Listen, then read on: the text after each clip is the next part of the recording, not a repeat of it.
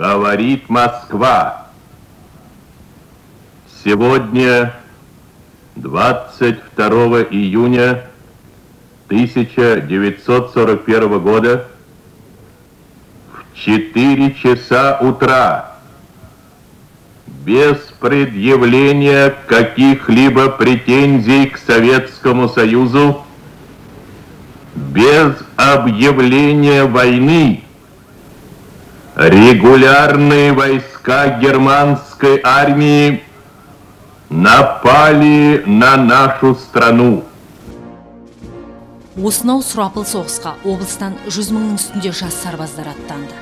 Олардың алды 40-қа енді келсе, арты 17-18-дегі бозбалалар еді. 1418 тәулікке созылған қырғын соғыста талай боздақтар жер жастанды. Талай қыршын, талай бәйшешек бой жеткендер өмірмен қоштасты.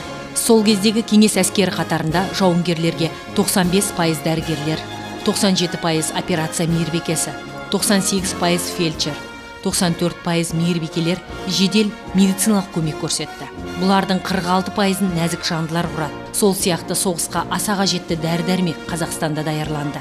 Біздің облыстан соғысқа аттанған, бүгінде тарихқа айналған медицина қызметкерлері қатарында Федотова Татьяна Иванова 1941 жылдан 45 жылға дейін солдаттарға ота жасап, соғыс біткен соң туған жері Қызылордаға оралған.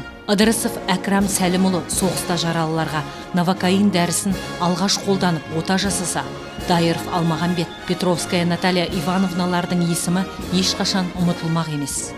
Бүгінде ортамызда жүрген Қалиев Кеңесбай Смағұлұлының көне шежіре тарих екендігін кім жоққа шығарады?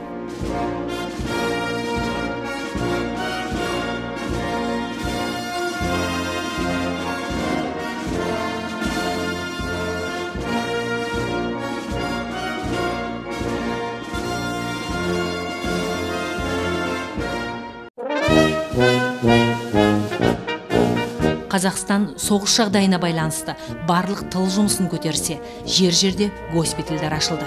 Облысымызда олардың 9-ы жұмыс жасап, дәрігерлер мен мейірбикелер бел жазбай еңбек етті.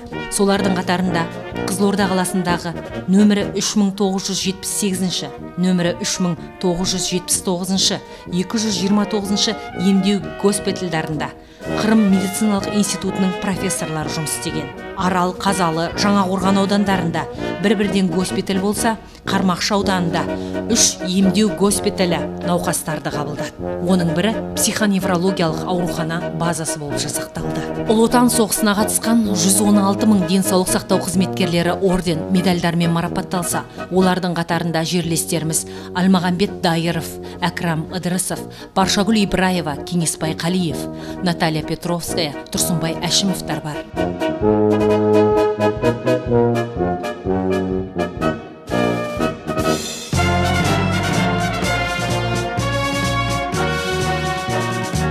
Бүгінде медицина ардагерлер кеңесінің төрағасы, тыл майдангері Ернияз Омарұлының Ажалға араша кітабында облысымыздан соғысқа аттанған 60 медицина қызметкерлері мен 35 тыл еңбеккерлерінің өмір жолдары өрнектелген. Иә, Ұлы Отан соғысының аяқталғанына 65 жыл толып отыр. Өткен күнде белгі жоқ, тек естелік қана қалды.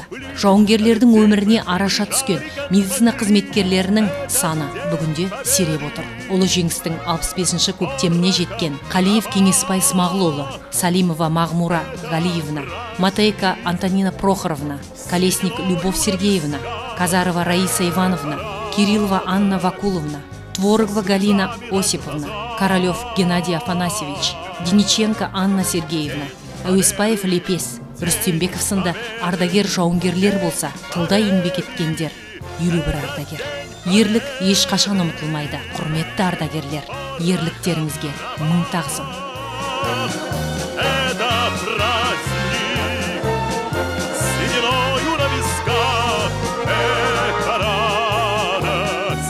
Со слезами на глазах.